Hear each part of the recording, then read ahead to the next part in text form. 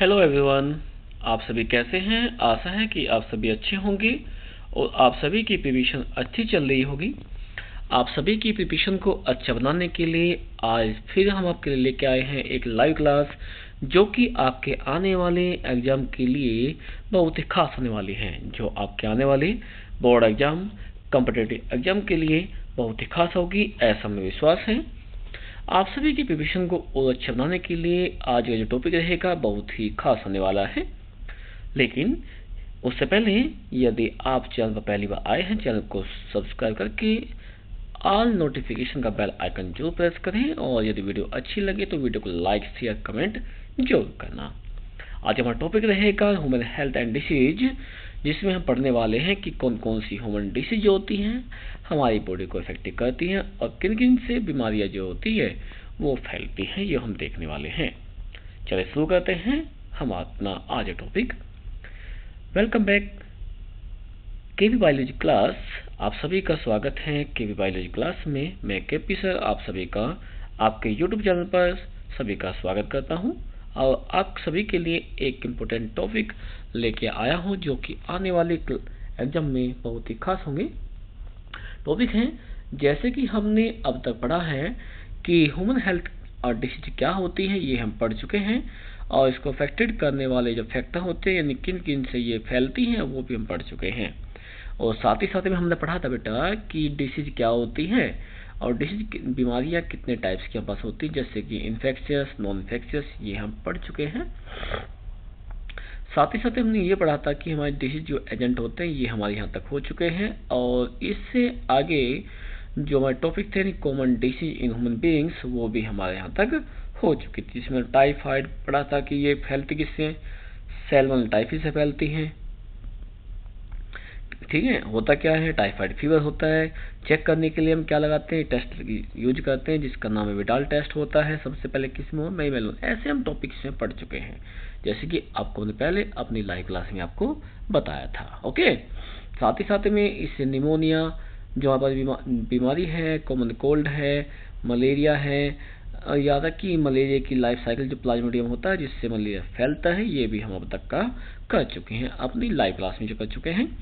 आज हमारी class live नहीं है, जैसे कि आपको पता भी है कि हमारी जो लाइव क्लास होती है डेली शाम को 8 बजे से 9 बजे तक की हमारी लाइव क्लास होती है। लेकिन ये क्लास आज हम लाइव नहीं लेके आए हैं, आज हम ऑफलाइन लेके आ रहे हैं, क्योंकि कभी कभी क्लास ऑफलाइन भी होनी चाहिए। इसलिए आज की जो क्लास है आपकी ऑफलाइन है, फिर हम अपनी मोस्टली जो हमारी क्लास होती है लाइव होती हैं, जो कि हम आप सभी की प्रिपरेशन के लिए लाइव करते हैं। ओके, यहाँ तक कि देखिए आपके पास में हमने पढ़ा था एम्ब्योसिस पढ़ चुके थे हम लोग हैं कि इसमें बीमारी कौन कौन सी होती हैं। साथ ही साथ में हमने एस्केस पढ़े थे, ये हम पढ़ चुके हैं, और एक पढ़ा था हमने फिलेसिस। ठीक है, और साथ ही साथ पढ़ा था हमने रिंगवॉर्म में हम पढ़ चुके हैं। क्लियर हो बेटा? अब ध्यान रखना है, हम थोड़ा सा जो फिलेसिस है इसको हम दोबारा टॉपिक को स्टार्ट करने वाले हैं, क्योंकि ये टॉपिक आपका कई बार बोर्ड में आ भी चुका है, और जितने भी कॉम्पिटिटिव एग्जाम होते हैं उनमें भी ये पूछा जा चुका है। तो आज ये जो टॉपिक रहेगा, पहले हम फिलेसिस को दोबारा पढ़ेंगे क्या होता है, फिर इससे आगे टॉपिक हम स्टार्ट करने वाले हैं। लेकिन इससे पहले यदि कोई चैनल पर पहली बार आया है, चैनल को सब्सक्राइब करके ऑल नोटिफिकेशन का बेल आइकन जो प्रेस करें, और यदि वीडियो आपको अच्छी लगे तो वीडियो को लाइक शेयर कमेंट जरूर करना। हाँ, यदि कोई डाउट हो, कोई क्वेश्चन हो, तो आप हमें कमेंट बॉक्स में लिख सकते हैं। जो आपका क्वेश्चन है या डाउट रहेंगे, हम उसका सोल्यूशन जल्दी आपको प्रोवाइड करा देंगे। और यदि आप हमसे व्हाट्सएप नंबर जुड़ना चाहते हैं तो ध्यान रखिए, व्हाट्सएप नंबर हमारे रहेंगे 8006297058। ये हमारे व्हाट्सएप नंबर रहेंगे, तो आप सुन लीजिए 8006297058 पर आप हमें व्हाट्सएप पे मैसेज कर सकते हैं जो भी आपके डाउट होने वाले। चलिए हम टॉपिक को शुरू करें, क्लास को लेट ना करते हुए। ओके, चलिए।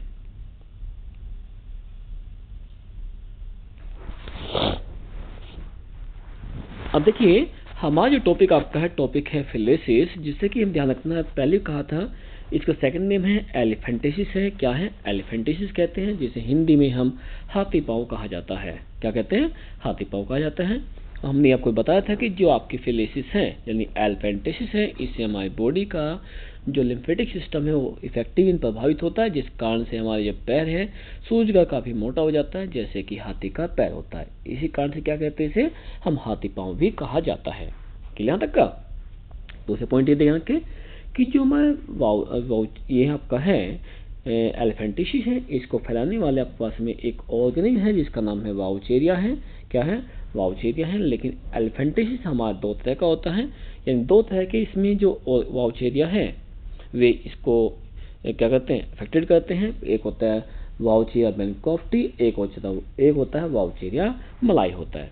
जैसे कि हमने पढ़ा था कि जो आपका मलेरिया है, मलेरिया भी आपका 3 टाइप फैलता है, जैसे Plasmodium vivax, Plasmodium malaria, Plasmodium falciparum था, जिसमें प्लाज्मोडियम फैल्सीपैरम सबसे हानिकारक था। ये सुनो, सेम उसी टाइप से ध्यान रखना है। जो हमारा वाउचेरिया मलाई है, ये भी ध्यान रखना है, हमारे लिए क्या होता है, सबसे हानिकारक होता है, यानी सबसे फैटल होता है। ठीक है, अब ये बात करें हम किसकी, कि इससे अफेक्टेड क्या होता है, ये है कि हमारा जो लिम्फेटिक सिस्टम है, क्या है, हमारा जो लिम्फेटिक सिस्टम है वो सबसे अधिक इससे इफेक्टिव होगा। होता क्या है इससे, होता ये है कि जो हमारे लिम्ब होते हैं ना, पैर होते हैं, पैरों में जेनिटल ऑर्गन में जो लैंगिक अंग है उन सभी में क्या होते हैं, स्वेलिंग आ जाती है, यानी सूजन बन जाती है। सूजन मीन्स ये सूज के काफ़ी मोटे हो जाते हैं। इसी कारण क्या कहते हैं, इसी कारण से इसे क्या कहेंगे हम लोग, हाथी पाँव कहते हैं। क्या कहते हैं, इसे कहते हैं बेटा हम लोग हाथी पाँव भी कहते हैं। सिंपल भाषा में ध्यान रखना है। लेकिन एलिफेंटिसिस इसका नाम है, फिलेसिस इसका नाम है। ध्यान रखना, कई बार पूछा गया है, चाहे आपके बोर्ड एग्जाम हो या आपके कॉम्पिटिटिव एग्जाम हो, उन सब में ध्यान रखना है।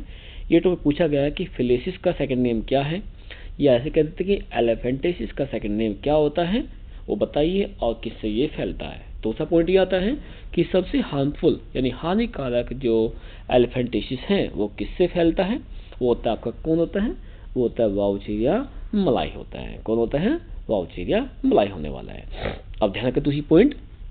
अब बारी आती है किससे, ये पूछा जाता है जैसे कि मलेरिया हमारा एनाफिलेज फीमेल से फैलता है, उसी प्रकार से जो आपका वाउचेरिया यानी कि फिलेसिस है, एलिफेंटिसिस, वो किससे फैलता है। ध्यान रखना बेटे, यहाँ भी क्या होगा, यहाँ भी आपका जो फीमेल मॉस्किटो होगा, कौन होगा, फीमेल जो मॉस्किटो होगा, यानी एडिस जो फीमेल होती है मॉस्किटो, उसके द्वारा ध्यान रखना आपका फिलेसिस फैलती है।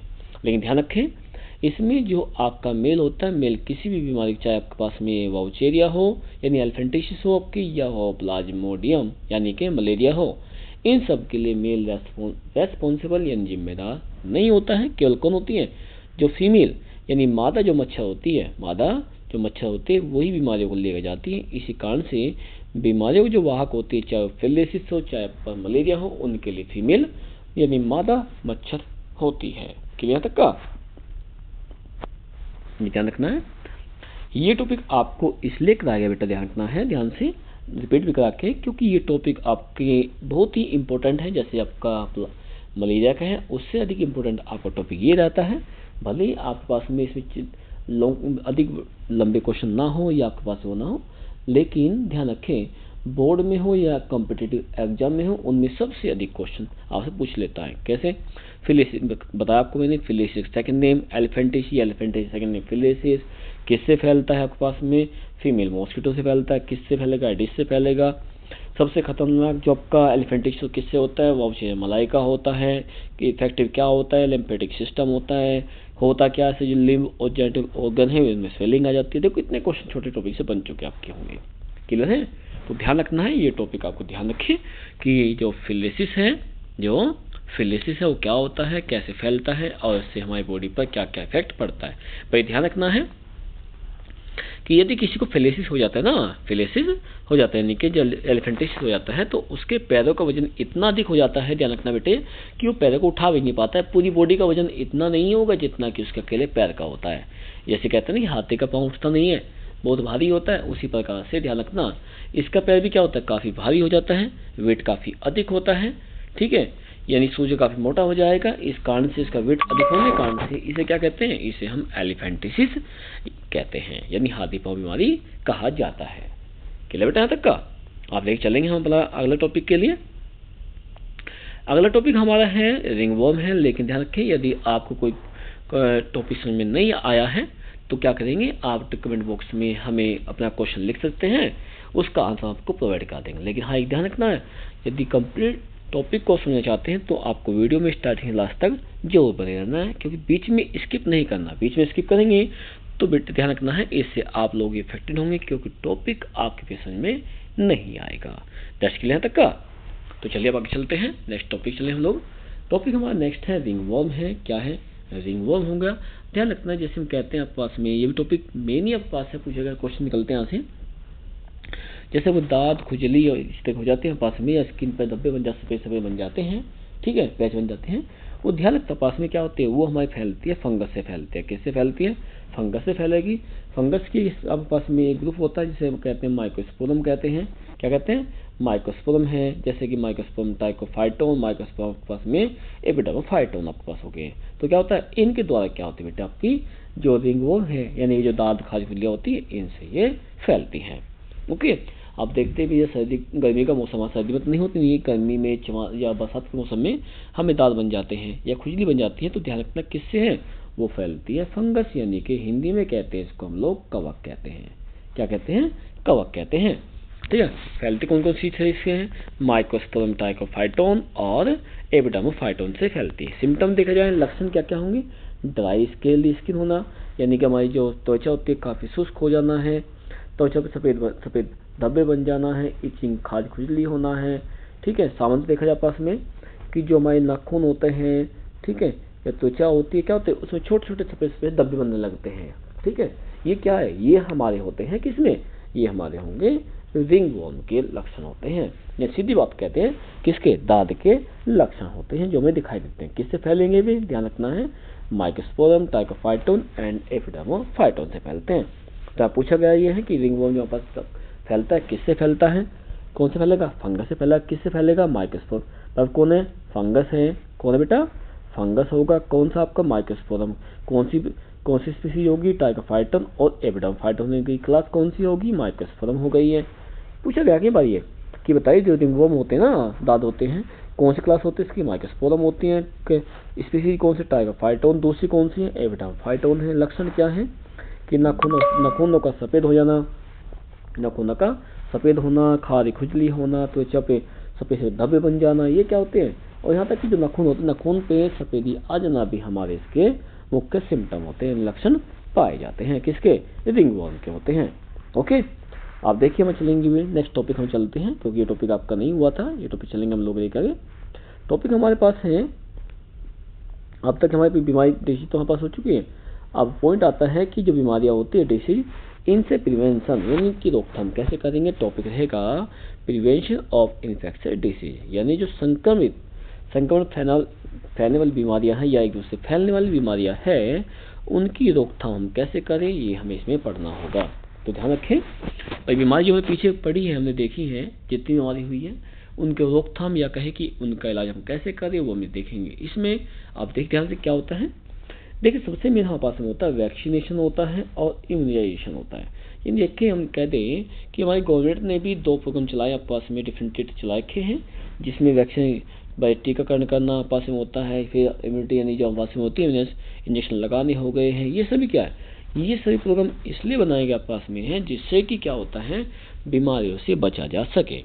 ठीक है, अब इससे होता क्या है कि जो बीमारियां हैं, क्या है, जो बीमारियां हैं बेटे क्या होती है, इन्हें कंट्रोल होना और बीमारी के प्रति क्या जागरूक होना, ये हमारे सिंपल होते हैं, यानी इनका मुख्य उद्देश्य होता है। बीमारी कौन कौन सी होगी, जैसे आप पल देखा जाए, स्मॉल पॉक्स होगा, पोलियो होगा, डिप्थीरिया होगा, टेटनस हो गया, ये सभी क्या है, ये सभी आपकी वैक्सीन के थ्रू ही कंट्रोल करते हैं। यानी जो वैक्सीन दवाई है इंजेक्शन बनाते हैं हम लोग, ठीक है, उनके द्वारा क्या करते हैं, उनके द्वारा ही इनको हम कंट्रोल करते हैं। तो उसी पॉइंट पर बातें करें, एंटीबायोटिक की बात करें, जो एंटीबायोटिक्स होती हैं, ड्रग्स होते हैं, ये क्या करें, ये भी ध्यान रखना है, इनका भी उपयोग हम ट्रीटमेंट करने के लिए यानी इनका उपचार अच्छे से करने के लिए किया जाता है। किसका, एंटीबायोटिक्स का और ड्रग्स का, क्योंकि जो पेन किलर हमारे होते हैं ना, पेन किलर देखा जाए क्या होता है, उनमें आपके ड्रग्स होते हैं। बीमारी से बचने के कौन होते हैं, एंटीबायोटिक्स सब पास होती हैं। तो क्या कहेंगे कि एंटीबायोटिक्स और ड्रग्स होते हैं उनका क्या करते हैं, उनका उपयोग भी हम इसमें करते हैं जिससे कि इसका इलाज किया जा सके। ओके, अब ध्यान रखें, हम चलेंगे आगे पॉइंट चलने वाले हैं, लेकिन ध्यान रखना इससे पहले हम जब बातें कर रहे थे प्रोग्राम की बात कर रहे हैं, किसकी बात कर रहे हैं, प्रोग्राम की बात कर रहे हैं इमेजिनेशन के लिए, तो ध्यान रखना है गवर्नमेंट जो गवर्नमेंट है उसने क्या किए हैं, इससे के लिए 2 प्रोग्राम लॉन्च किए थे।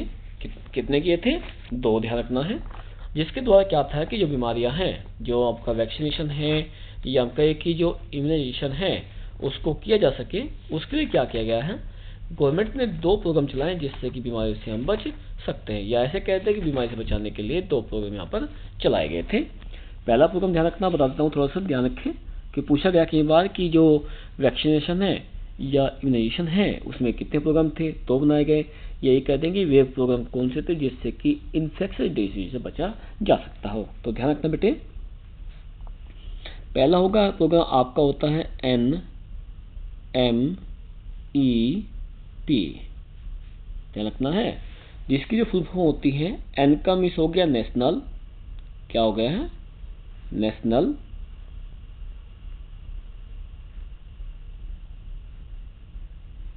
एम मिस हो गया मलेरिया, एम मिस क्या हुआ, मलेरिया हो गया, ई मिस हो गया इरेडिकेशन, इरेडिकेशन, CATION, और पी मिस हो गया प्रोग्राम। तो क्या हुआ, तो बात सुन लो, आपके पास में कौन से प्रोग्राम बने आपके पास में, ये बने कौन से, पहला NMEP,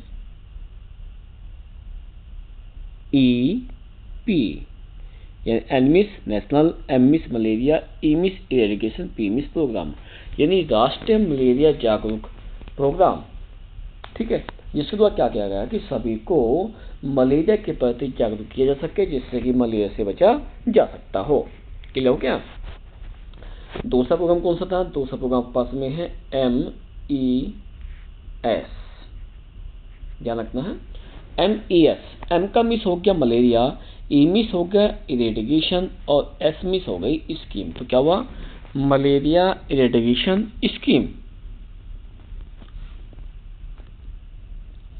आप ध्यान रखें, ये दोनों हमारी जो स्कीम प्रोग्राम है, इन दोनों का मुख्य पर्पज ये था पास में कि किस प्रकार से जो मलेरिया है उससे बचा जा सकता हो। क्योंकि जो हमारे ओल्ड टाइम थे, पहले क्या था कि इतनी जैसी सुविधाएं अब हैं मच्छर से बचने के लिए, उसमें नहीं थी मच्छरदानी, ऐसे कह सकते हैं, या हीट अदर्स कुछ नहीं था। क्या था, एक नॉर्मल पास में क्या थी कि गवर्नमेंट क्या थी, जब भी बरसात का मौसम आता था, गर्मी आती थी, तो क्या वो छिड़काव करती घर घर जाकर क्या करती थी, जिससे क्या थे मच्छर है, मच्छर के जो लार्वा है, छोटे मच्छर होते हैं वे जल्दी मर जाए और मच्छर आगे बन ना पाए, यानी उन्हें मारने के लिए। तो क्या थे, उसमें 2 प्रोग्राम चलाए गए थे, एक था NMEP जो नेशनल लेवल चला गया, और एक आपका स्टेट लेवल पर आपका कौन सा MES चलाया गया था।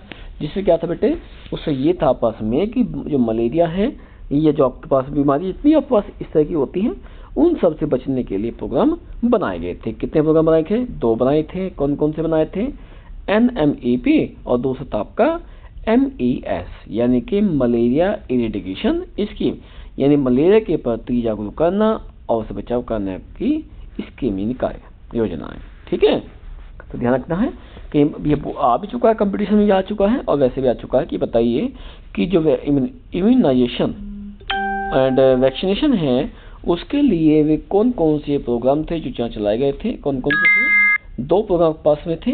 कौन कौन से थे आपके, जो भी बताया पास में है, कौन कौन से बेटा, ध्यान है, NMEP, दूसरा MES। तो क्या थे, 2 प्रोग्राम, नंबर 1, नंबर 2। तो ध्यान रखना ये आपके 2 प्रोग्राम हैं जो कि क्या थे, चलाए गए थे। आप बताइए, कुछ पूछना हो तो पूछ सकते हैं। हाँ, यहाँ तक कुछ समझ में नहीं आया है, कोई टॉपिक में डाउट है तो आप कमेंट में लिख सकते हैं, हम आपको उसका आंसर प्रोवाइड करा देंगे। क्लियर है। अब हम चलेंगे अपने नेक्स्ट टॉपिक पर ध्यान रखना है। और हाँ, एक बात और, ये कहता है कि जो टीके बनाए गए थे, इंजेक्शन बनाए गए थे, किसकी बीमारी के लिए बनाए गए थे, कौन कौन सी बीमारी थी इसमें ध्यान रखना है, कौन कौन सी थी, स्मॉल पॉक्स है, पोलियो है, डिप्थीरिया है, टेटनस है, ठीक है। किस किस करते हैं, एंटीबायोटिक ड्रग्स का यूज करते हैं, तो ध्यान रखने इन चीज़ों के लिए। ओके, चलिए अब चलते हैं अगला पॉइंट चलते हैं, जो कि हमारा रहेगा नेक्स्ट टॉपिक रहने वाला है।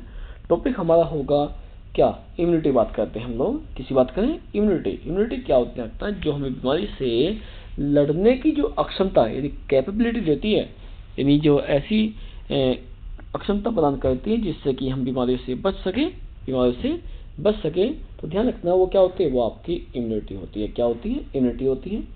तो ध्यान रखना है इम्यूनिटी आपकी दो तरह की है, एक होती है एक्टिव, दूसरी होती है आपके पास में पैसिव इम्यूनिटी होती है।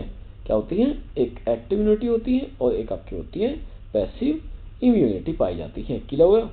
आप देखिए जो आपकी एक्टिव इम्यूनिटी है, क्या है एक्टिव इम्यूनिटी, यह ध्यान रखना है हम सक्रिय इम्यूनिटी यानी कि प्रतिरक्षी अक्षमता कहते हैं, सक्रिय कहा जाता है। अब ध्यान सुनो, तो देखिए हमारे शरीर में क्या, चाहे कोई भी हमारे जीव है, ऑर्गेनिज्म है, उनमें ध्यान रखना दो तरह की इम्यूनिटी मिलने वाली है, एक तो होगी एक्टिव और एक होती है पैसिव, यानी एक डायरेक्ट और एक इनडायरेक्ट जिसमें पढ़ते हैं। उसी प्रकार ध्यान रखना आपकी दो तरह की इम्यूनिटी है, एक एक्टिव इम्यूनिटी हो गई, एक आपकी पैसिव हो गई। तो ध्यान रखिए सबसे पहले पढ़ने वाले हैं कि एक्टिव इम्यूनिटी होती क्या है। देखिए एक्टिव इम्यूनिटी किसे कहते हैं, कि हमारी बॉडी मिलने वाली जो एंटीबॉडी है ना, क्या है एंटीबॉडी होती है, उनमें क्या होता है अपने आप ही, क्या कहते हैं कि हमारी बॉडी की ऐसी अक्षमता होती है कि जब भी कोई बीमारी बॉडी के अंदर आएगी तो उनसे लड़ना अपना आप ही वो स्टार्ट कर देगी, जिससे कि हमें दवाई की या अन्य किसी की आवश्यकता नहीं होगी।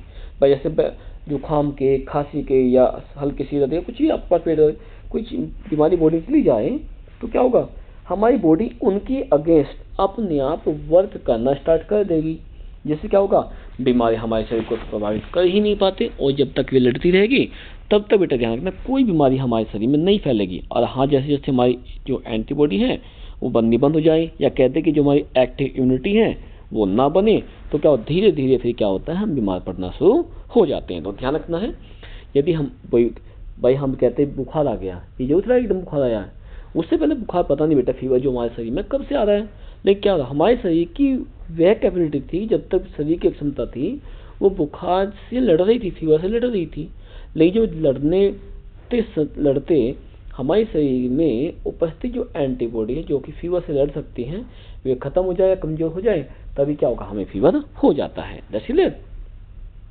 ओके, तो ध्यान रखना है। यदि बातें का आपके पास में यदि बातें की जाए कैसे होती हैं, जब हम क्या करते हैं कि ये मान लो फॉर एग्जाम्पल लेते हैं, हम क्या करेंगे भाई कोई इंजेक्शन लगवाया हमने, जब हम कोई वैक्सीन करा रहे हैं या कोई इन्फेक्शन बॉडी में आया, भाई कोई वैसे हम अभी कहा मैंने इन्फेक्शन हो गया बॉडी में, तो यह तुरंत अपने आप उसके अगेंस्ट वर्क करना शुरू कर देगी, ठीक है। और एक को ध्यान रखना है, इसके ध्यान रखने सेकंड नेम इसे रखें कि इसे हम लॉन्ग लास्टिंग इम्यूनिटी भी कहते हैं, यानी लंबे समय तक चलने वाली इम्यूनिटी क्या कहा जाता है, किसको एक्टिव इम्यूनिटी कहते हैं। शॉर्ट में आप समझिए कि एक्टिव इम्यूनिटी वो है कि जो हमारे शरीर में पहले से जब से पैदा होते हैं तब से हमारे शरीर के अंदर होती है। क्लियर हो गया, जिससे जैसी बीमारी आएगी उससे लड़ना हम शुरू कर देगी बॉडी। जैसे हमने कहा था जब पीछे पढ़ रहे थे हम लोग लास्ट सेशन में कि क्या था उसमें, हाँ लैक्टेशन पढ़ा था हमने, दुग्धपान पढ़ा था हमने। उसमें क्या था कि बच्चा जब पैदा होता है तो उसके माँ का दूध पिलाते हैं। क्यों पिलाते हैं, क्योंकि उसके शरीर के अंदर जो एंटीबॉडी है कंप्लीट बन जाए, जिससे कि बीमारी से लड़ने की उसकी कैपेबिलिटी अक्षमता अधिक हो जाए, जिससे बीमारी से वो लड़ सकता हो। सही है ना यहाँ तक का। तो क्या था यहाँ तक का भाई, इसलिए किया गया था पास में कि बीमारी से लड़ सकता हूँ, वही हमारे पास यहाँ है कि उसकी बॉडी में भी और हमारी बॉडी में बचपन से जो एंटीबॉडी मिली है, जैसी बीमारी आएगी वो उसके अगेंस्ट वर्क करना शुरू कर देगी। तो क्या हो गया, वही तो आपका होता है, क्या आपकी होती है एक्टिविटी होती है। क्या होती है एक्टिविटी, इसलिए क्या कहते हैं long lasting. Long lasting means जन्म से लेकर जब तक हमारी मृत्यु होती है तब तक क्या होती है, तब तक हमारे शरीर में बनी रहती है।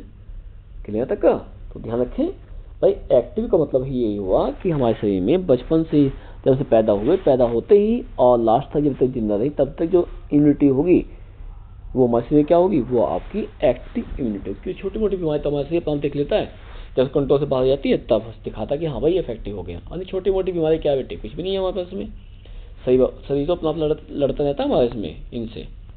ओके, अगला पॉइंट चलिए। अगला क्या है, पैसिव इम्यूनिटी। पैसिव यानी कि निष्क्रिय, क्या होती है, निष्क्रिय। अब ध्यान रखो,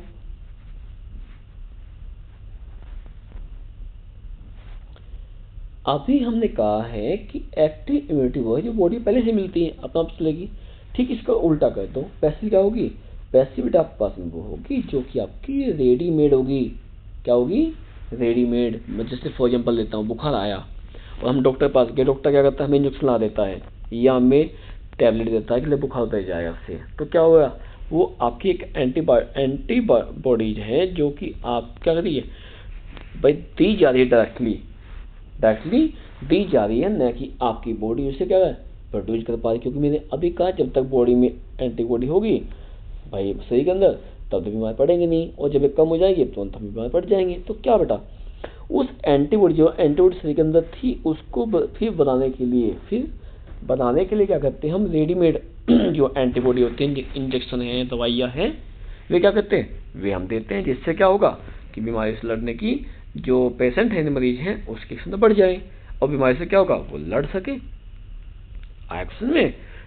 तो ध्यान रखना है, ये हमारी क्या होगी, ये हमारी इसमें आने वाली है। ध्यान रखें इस चीज के लिए, इसलिए इसे हम क्या कहते हैं, डायरेक्ट इम्यूनिटी भी कहते हैं। क्या कहते हैं इसको हम लोग, डायरेक्ट इम्यूनिटी भी कहा जाता है। तो कहीं पूछा गया है कि बताइए कि जो पैसिव इम्यूनिटी वो क्या होती है और उसका सेकंड नेम क्या है। तो क्या है भाई, सेकंड नेम इसका क्या है, डायरेक्टली भी कहते हैं, डायरेक्टली इम्यूनिटी भी कहते हैं। ठीक है, एक पॉइंट और, जब हमने पीछे पढ़ा था, अभी थोड़ी देर पहले ही पढ़ा था कि ये वाली हमें क्या लॉन्ग लास्टिंग है, लेकिन क्या होती है जो आपकी पैसिव होती है लॉन्ग लास्टिंग नहीं है, ये आपकी शॉर्ट लिव्ड है। क्या है, शॉर्ट लिव्ड होगी, यानी इसका जो जीवन काल होगा वो कुछ समय तक हो। जैसे मान लो हमने कहा फीवर हो गया, अभी कहते हैं इंजेक्शन लगवा दिया तो क्या होगा, उस समय तक बुखार से कम हो जाएगा, फीवर कम हो गया। अब ये थोड़ा कि पूरी जीवन भर में हमारा जो फीवर नहीं होगा बिल्कुल होगा, क्योंकि वो कुछ ही समय तक क्या करते हैं बॉडी में एक्टिव रहती है, बाद में धीरे क्या है खत्म हो जाती है। तो क्या होगा, इसी कारण से ध्यान रखना है, ये कैसी होती है, ये आपकी शॉर्ट लिव्ड इम्यूनिटी होती है, और जो आपकी पैसिव होती है कैसी होती है आपकी, वो आपकी लॉन्ग लास्टिंग होती है, यानी लंबे समय तक चलने वाली होती है। तो इसे पूर्ण के लिए यहाँ तक का आप देखो, अभी मैंने चीज कही थी आपके पास में कि जो बच्चा होता है, जब पैदा होता है तो उसका माँ का दूध पिलाते हैं। क्यों पिलाते हैं, क्योंकि उसमें होता है कोलेस्ट्रम होता है। क्या होता है, कोलेस्ट्रम होता है, और कोलेस्ट्रम में जो एंटीबॉडी होती है वो आपकी ए होती है। क्या होती है, ए होगी। क्लियर। अब एक बात और कि जो एंटीबॉडी है ना, जो एंटीबॉडी है, यदि हम इसका फॉर्मूला बात करें तो ध्यान रखना है वो होता है आपके पास में IG होता है। क्या होता है, IG। देखो यहाँ दिखाएंगे भाई, I और G, आई मिस हो गया इम्यूनो,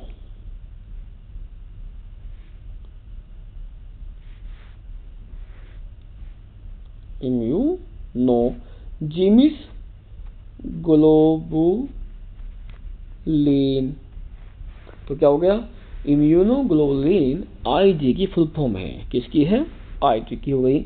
अब मान लो जितने भी हमारे एंटीबॉडी होंगे, जैसे हमने भी देख रहे थे ए था, तो क्या करेंगे, इसे लिखेंगे हम IG लिख दिया, क्या लिख दिया, IG लिख दिया, और क्या हुआ ए है तो ए हम लिख देंगे। ऐसे ही मान जाए क्या कि ये हो गई आपकी एंटीबॉडी ए हो गई है। क्या हो गई है, एंटीबॉडी ए हो गई। तो ध्यान रखना है, कहीं पूछा जाए कि जो एंटीबॉडी है उसे लिखने का जो फॉर्मूला है, लिखने का जो फॉर्मूला है वो क्या होता है, वो लिखते क्या है, वो होता है आपका IG होता है। क्या होता है, IG, जिसकी फुल फॉर्म अभी बताया पास में क्या है, आई मिस हो गया इम्यूनोग्लोबुलिन। क्या हो गया, इम्यूनोग्लोबुलिन। अब जोन सी आपकी इसमें क्या होगी, एंटीबॉडी होगी। मान लो आपके पास ए है तो क्या कर देंगे, यहाँ लिख देंगे हम लोग, क्या लिखेंगे, ए लिख देंगे। तो इसका मतलब आपके पास हो गया कि ये कंप्लीट एक क्या हो गया, एंटीबॉडी हो गई। कौन सी हो गई, एंटीबॉडी ए बन गई है। क्लियर तक का। तो ध्यान रखिए, इस तरह क्या करते हैं, हमारी जो एंटीबॉडी होती है वो बनाते हैं। अब जो मैं कहा कोलेस्ट्रम कहा है, क्या कहा, कोलेस्ट्रम में कहा, उसमें क्या होती है, एंटीबॉडी ए होती है। क्या होती है, एंटीबॉडी ए पाई जाती है। अब ये कहती क्या है, देखो वही चीज़ें हैं। पर हमने कहा था कि बच्चे को बीमारी से बचाने का काम करते हैं, तो क्या कि जो इन्फेंट होगा, क्या होगा, इन्फेंट यानी जो बच्चा होगा, जो क्या होता है, अर्ली स्टेज में मिलेगा भाई। जब लैक्टेशन ये बच्चे पैदा हुआ तो क्या होती है, इसकी अर्ली स्टेज होती है, यानी प्रारंभिक स्टेज होगी। तो क्या था, उसमें क्या करता है, उसे बीमारी से बचाने जो काम करेगी, ध्यान रखना है, वो आप ये कौन करती हैं, वो करती है बेटा आपकी एंटीबॉडी ए करती हैं। कौन करती हैं, एंटीबॉडी ए करने वाली है। That's clear. तो ध्यान रखना है इन चीज़ों का कि जो हमारी एंटीबॉडी है यानी इम्यूनिटी है वो किस तरह से काम करती है, और कौन सी इम्यूनिटी है जो हम बीमारी से बचाने का काम करेगी। अब ध्यान रखना है, जैसे कि हमने पीछे भी कहा था कि जो हमारी इम्यूनिटी है यानी एंटीबॉडी होगी, डिफरेंट टाइप की होगी, कौन कौन सी होगी, स्ट्रक्चर कैसी होगी, ध्यान रखना है। उसको भी हम जल्द बताएंगे कल नेक्स्ट कह सकते हैं सेशन में, या ऐसे कह दो सेशन मीन्स अगली जो हमारी क्लास होगी, अगले क्लास में हम ये बता पाएंगे कि जो हमारी एंटीबॉडी होते हैं कितने टाइप्स की होते हैं, कौन कौन सी होती हैं, ये पूछा गया है। और एंटीबॉडी की जो स्ट्रक्चर होती है कैसे बनती है, उसमें कौन कौन सी साइट पाई जाती है, और उसका जनरल फॉर्मूला क्या होता है, और हर जनरल फॉर्मूले में जो बना हुआ है उसमें जो एंटीबॉडी बनी है पास में है, उसमें अमीनो एसिड कितनी होती है, फॉर्मूले के अंदर कितनी बनती है, या ये कहते हैं कि एक अमीनो एसिड में या ऐसे कहो कि एक एंटीबॉडी में कितने अमीनो एसिड होते हैं, वो भी ध्यान रखना, हम यहाँ पढ़ने वाले हैं। लेकिन ध्यान रखिए उसके लिए हमारी जो क्लास होगी नेक्स्ट क्लास होने वाली है। इस क्लास में हम ध्यान रखना है अपनी क्लास यहीं तक रखेंगे, आगे हम नहीं पढ़ेंगे, क्योंकि आपको पता भी है कि हमारी जो क्लास चलती है डेली लाइव क्लास चलती है, लेकिन थोड़ा नेटवर्क इशू होने के कारण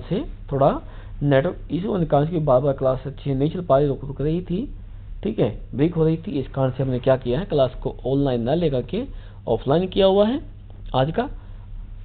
और क्योंकि आप जानते हैं कि हमारी डेली जो क्लास है वो केवल ऑनलाइन चलती है, टाइमिंग आपका है जो 12th क्लास के लिए है डेली आपके 24 आपके पास में 7 डेज में चलती है। ये हम ऐसे कहते हैं कि हमारी क्लास मिस नहीं होती है, ऐसे डेली यानी वीकली कह दें, या हमेशा कंटिन्यू क्लास चलती रहेगी, टाइम चलती रहेगी, कोशिश करेंगे, और चल भी रही है। टाइमिंग है शाम को 8 बजे से 9 बजे तक का है, जो कि आपके 12th क्लास के लिए है। किसके लिए है, 12th क्लास के लिए है। लेकिन हमारी 10th क्लास के लिए भी हमने क्लास चलाई हुई है, जो शाम को 7 बजे से 8 बजे चलती है। उसके बाद क्या होता है, आप लोग क्लास चलती है जो आपके आने वाले एग्जाम, चाहे वो बोर्ड का हो, चाहे आपके कॉम्पिटिटिव एग्जाम हो, जैसे TGT, PGT, TIC, NEET exam का हो, इन सब के लिए ध्यान रखना है। ये जो टॉपिक हम लेके आते हैं बहुत ही खास हो सकते हैं, ये हमारी ऐसी आशा होती है, और उसी को देखते हुए क्या करते हैं हम लोग आपके लिए टॉपिक भी लेके आते हैं। अब ध्यान रहे, हमारी जो क्लास होगी हम अपनी क्लास को यहीं पर ओवर करेंगे। यदि आपको कोई डाउट हो, कोई क्वेश्चन हो, क्वेश्चन में ना आए, तो आप हमें कमेंट करके लिख सकते हैं, या हमें ध्यान रखना है आपको जो व्हाट्सएप नंबर दिया गया था, आप व्हाट्सएप नंबर मैसेज करके पूछ सकते हैं। नंबर था 8006297058। इस पे क्या कर सकते हैं, आप लोग हमें व्हाट्सएप मैसेज करके अपना क्वेश्चन लिख के भेज सकते हैं, लेकिन कॉल ना करें, आप केवल क्या करें, मैसेज हमें करके दे सकते हैं। ये आप ऐसा कीजिए कि जब वीडियो देखें आप कमेंट बॉक्स में आप कमेंट लिख सकते हैं, वहाँ पे आप पूछ सकते हैं कि आप क्या डाउट रहे हैं, क्या नहीं रहे हैं, वो आप हमें वहाँ से प्रोवाइड करा के आप अपने क्वेश्चन को डायरेक्टली, जो क्वेश्चन था आपका उसका जो आंसर डायरेक्टली आपने कमेंट बॉक्स में देख सकते हैं। क्लियर है। चलिए इन आशा के साथ में हम अपनी क्लास को यहीं पे स्टॉप करेंगे। नेक्स्ट टाइम यानी कल फिर मिलेंगे अपनी नेक्स्ट क्लास के साथ, जिससे हम आगे पढ़ने वाले हैं कि एंटीबॉडी कैसी होती है, कितनी होती है, स्ट्रक्चर कैसी होगी, कितनी इसमें साइट होगी, ब्रांच होगी, फॉर्मूला क्या होगा, ठीक है, कैसे इसको लिखते हैं, ध्यान रखना है। ये सब इंटरेस्टिंग पॉइंट हम पढ़ने वाले हैं अपनी नेक्स्ट क्लास में। तब तक के लिए ध्यान रहे, यदि आप चाहते हैं कि हम आप सब बने रहें और आप अपने स्टूडियो को अच्छे बनाते रहें, तो आप हमारे साथ जुड़े रहें, ठीक है। चलिए फिर मिलते हैं कल अपने नेक्स्ट टॉपिक के साथ में, तब तक के लिए टेक केयर।